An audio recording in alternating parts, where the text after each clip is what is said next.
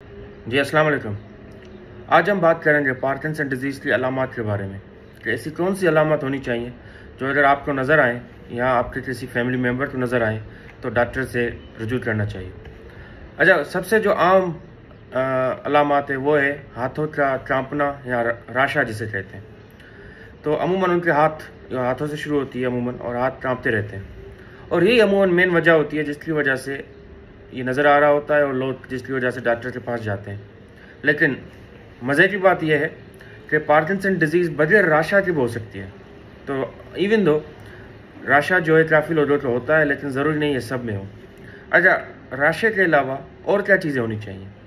उसमें है पूरे जिस्म का, हाथों का स्लो हो जाना, यानी जो रोज़मर्रा की चीज़ें होती हैं वो बड़ी मुश्किल हो जाती हैं करना, बिकॉज इंसान बड़ा स्लो हो जाता है। मसलन कपड़े तब्दील करना मुश्किल हो जाता है, बटन्स बांधना, बटन्स खोलना बड़ा मुश्किल हो जाता है।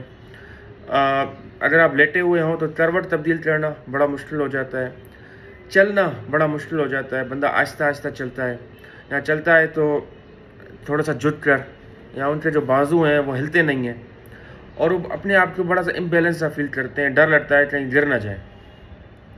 या हाथों का अकड़ जाना महसूस होता है जैसे टाइट है या पेन हो रहा है। और काफ़ी लोगों को फ्रोजन शोल्डर भी होता है कि उनकी शोल्डर की मूवमेंट जो है वो बड़ी रेस्ट्रिक्टेड होती है, ज़्यादा मूव नहीं कर पा रहे होते, वहाँ पे दर्द हो रहा होता है।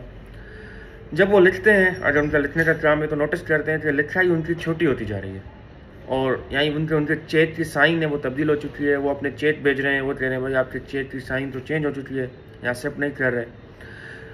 कभी कभी उनके जो तासरात होते हैं, एक्सप्रेशंस होते हैं, वो बिल्कुल ख़त्म हो जाते हैं। ऐसा लगता है जैसे एक्सप्रेशन लेस फेस हो गया हो, या ऐसा लगता है जैसे गुस्से में हो या किसी और घूर रहे हो, इस तरह की कैफियत आती है। ये लोग अमूमन, ऐसा भी होता है कि रात के टाइम जब गहरी नींद में हो तो बातें करते हो, या बहुत ज़्यादा हिलते हो, हाथ पाँव मारते हो जैसे ख्वाब देख रहे हो। इनको अमूमन कब्ज़ भी रहता है काफ़ी अरसे तक, सालों से हो सकता है उनको कब्ज़ रहता हो। और कुछ लोगों को स्मेल भी कम हो जाती है, यानी अगर कोई परफ्यूम लगाए तो इन्हें इतना फील नहीं होता जितना पहले फील होता था, या खाना पक रहा हो तो वो जो खाने की खुशबू है वो ना आए।